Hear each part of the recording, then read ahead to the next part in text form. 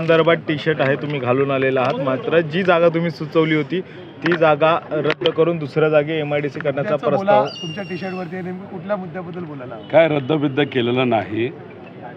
जे काय अधिकारी MIDC तिथं उपस्थित होते त्यांनी मंत्री महोदयांना हेच सांगितलं की तीच जागा योग्य आहे.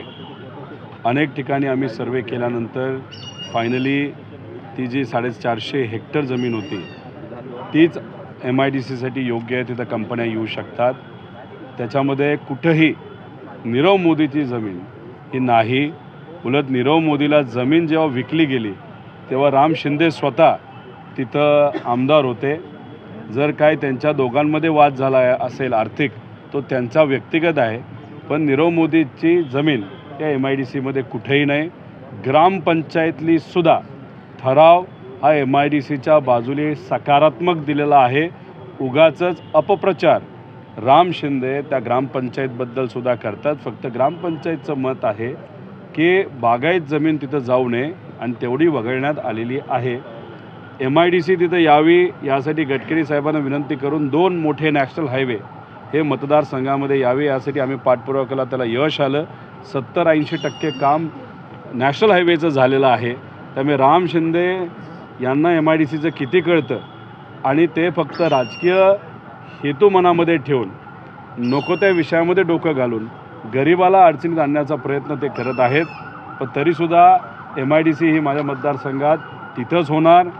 अनेक कंपन्या तिथंच येणार आणि त्याच्याचबरोबर फक्त मतदारसंघातला हा विषय घेतला नाही तर त्याच्याबरोबर 800 किलोमीटर चालत असताना बऱ्याच युवांनी त्यांच्या पालकांनी आम्हाला विनंती केली की त्या तालुक्यामध्ये सुद्धा MIDC असावी. आणि आमच्या युवा संघर्ष यात्रेमध्ये सुद्धा आम्ही हाच मुद्दा घेतलेला आहे की प्रत्येक तालुक्यात जिल्ह्यात मोठ्या MIDC आणि चांगल्या कंपन्या तिथे याव्या. राम शिंदेंनी काल लोकशाहीसोबत बोलताना असं सांगितलं होतं की सर्वेक्षणाची कागदपत्र सगळी त्यांच्याकडे आहेत.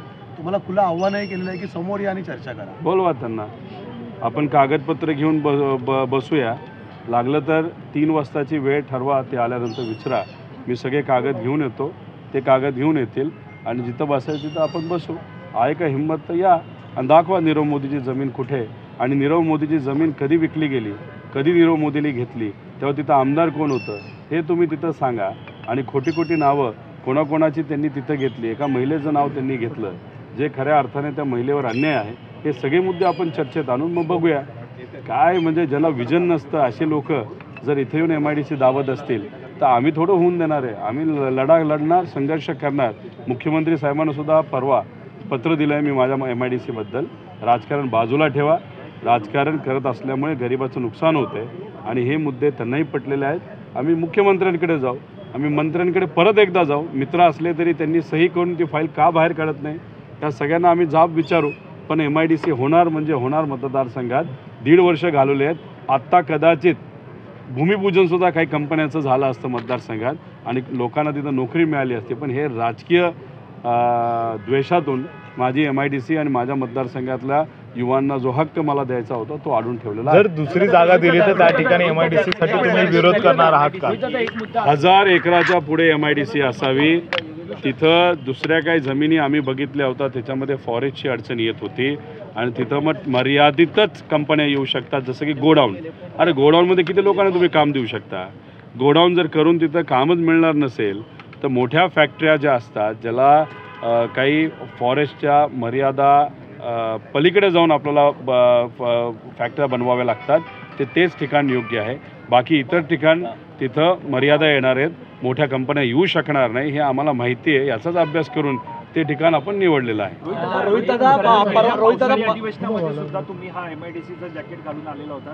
अनेक सह्या त्यावेळेला तुम्ही घेतल्या होत्या आणि हा मार्ग सुटेल असं सुद्धा सांगितलं होतं. परंतु आता दिवाळी अधिवेशन आलं तर या प्रश्न सुटत नाही. आमचं नेहमी हेच मत असतं. लोकशाहीला जास्त ताकद आहे. लोकशक्तीला जास्त ताकद आहे.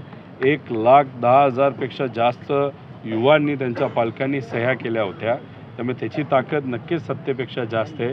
हे आम्ही पाठपुरावा करून दाखवून देऊ आणि लवकरात लवकर MIDCला जी फायनल सही राहिली आहे अध्यादेश काढण्याची तीसुद्धा होईल. आणि त्यांचा जो प्रयत्न चालला आहे एका गायरान जमिनीवर करायचा ती काही 100 एकर आहे. एक असं ठिकाण आहे जिथं फॉरेस्ट आसपास आहे. तिथं मोठ्या कंपन्या येणार नाही. फक्त गोडाऊन येऊ शकतात. तीसुद्धा 300 एकराची जमीन आहे. आता 300 आणि 100 एकरात काही होत नसतं. मोठ्या कंपन्या आणि जास्त 20,000 लोकांना नोकरी द्यायची असेल तर 1000 एकराच्या पुढेच MIDC असणं फार महत्त्वाचं आहे आणि त्यासाठी आम्ही सर्वजण पाठपुरावा करतो. दादा, परवा तुमची युवा संघर्ष यात्रेचा समारोप झाला, त्यावेळी जो गोंधळ झाला, नागपुरातील सीताबर्डी पोलिसांनी आपल्या इथले शहराध्यक्षांसह 60 ते 62 लोकांवर गुन्हा दाखल केलेला आहे. गुन्हा दाखल केला असं मला वाटत नाही. त्यांनी शब्द दिला होता की आम्ही करणार नाही, तसं काय झालेलं नाही असं मला तरी कळालेलं आहे. पण त्यात जर ठराविक लोकांवर केला असेल तोही मागे घेण्यासाठी आम्ही पाठपुरावा करू. दादा भर पावसात तुम्ही मुंबईमध्ये भर पावसामध्ये तुम्ही आंदोलन केला होता. उद्योगमंत्री उदय सामंतांसोबत तुमची चर्चा झाली. उद्योगमंत्री उदय सामंत त्यांचा शब्द पाळतील असं तुम्हाला वाटतंय का? नाही वाटत, पण त्यांच्यावर प्रेशर आहे आणि खास करून देवेंद्र फडणवीस साहेबांकडनं प्रेशर येतं आहे. काही झालं तरी MIDC कर्जतची करायची नाही आणि जे ठिकाण आम्ही निवडलं त्याचा फायदा जामखेडलाही होणार आहे आणि कर्जतलाही होणार आहे. त्यामुळे देवेंद्र फडणवीस साहेबांचं प्रेशर हे उदय सामंतांवर आहे. मुख्यमंत्र्यांना आम्ही विनंती केली आहे, मुख्यमंत्री हे पद मोठं का उपमुख्यमंत्री पद हे मोठं हे आत्ता या अधिवेशनामध्ये आपल्याला कळेल. मुख्यमंत्र्यांनी सांगितलं आहे नाही, कर्जत जामखेड अन्याय होऊन देणार नाही, जिथं ठरलं आहे तिथंच MIDC होईल.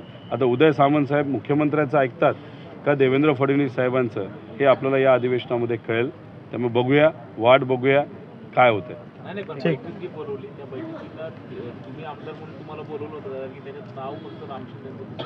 आता त्याच्या आधी जी बैठक झाली त्यात माझं नाव होतं. 4 तास मी थांबलो तरीसुद्धा मला तिथं मंत्री भेटले नाहीत. यावेळेससुद्धा राम शिंदे साहेबांचं नाव त्या बैठकीत होतं. त्याने 5 तास थांबावं लागले. फक्त फोटो काढण्याची संधी दिली, चर्चा कुठलीही झाली नाही. निवडणूक लावली जात नव्हती, आता किमान कोर्टाच्या आदेशानंतर तरी निवडणूक लागेल अशी अपेक्षा आहे. खरं तर 6 महिन्यातच पोटनिवडणूक लावावी लागते, पण या सरकारने तसं काही केलं नाही.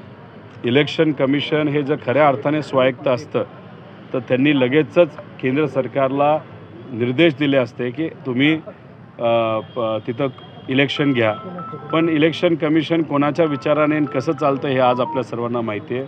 कदाचित केंद्र सरकारला ते इलेक्शन घ्यायचं नव्हतं, कारण का त्याच्या आधीच आमदार पोटनिवडणुकीमध्ये कुठला निवडून आला होता तर काँग्रेसचा, आणि मग खासदारसुद्धा काँग्रेसचा नाही तर राष्ट्रवादीचा निवडून आला असता तर नाचक्की ही सरकारची झाली असती BJPच्या, म्हणून कदाचित त्यांनी घेतलं नसावं. पण आता इलेक्शन काही महिन्यातच आलेलं आहे, त्यामुळे हे सरकार आणि इलेक्शन कमिशन कोर्टाला सांगूनसुद्धा इलेक्शन घेईल असं आम्हाला तरी वाटत नाही.